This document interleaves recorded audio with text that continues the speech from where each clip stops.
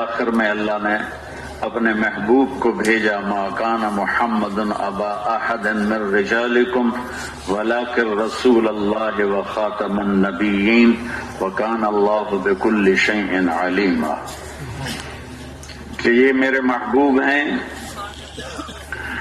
یہ میرے رسول ہیں، اور ان کے بعد کوئی نہیں ہے۔ جب آپ کے بعد کوئی نہیں ہے تو آپ کا پیغام کس کے ذمے ہے؟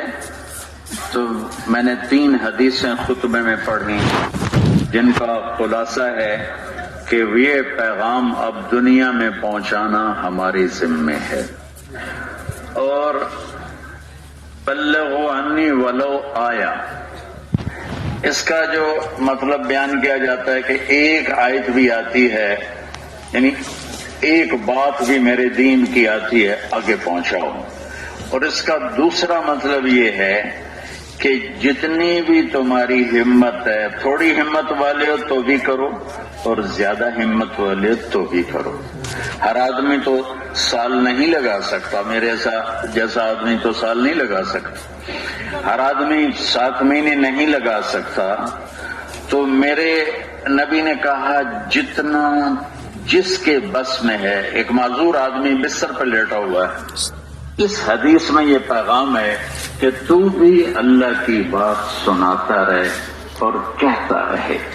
دی اذانیں کبھی یورپ کے کلیساؤں میں، کبھی افریقہ کے تپتے ہوئے صحراؤں میں، شان آنکھوں میں نہ جچتی تھی جہانداروں کی، کلمہ پڑھتے تھے ہم چھاؤں میں تلواروں کے، تجھ سے سرکشر ہوا کوئی تو لڑ جاتے تو اڑ جاتے تھے، تیغ کیا چیز ہم توپ سے لڑ جاتے تھے، نقش توحید کا ہر دل پہ بٹھایا ہم نے، زیر خنجر بھی یہ پیغام سنایا ہم نے۔ یہ اس امت کی شان ہے۔ پیغام کیا پہنچانا ہے؟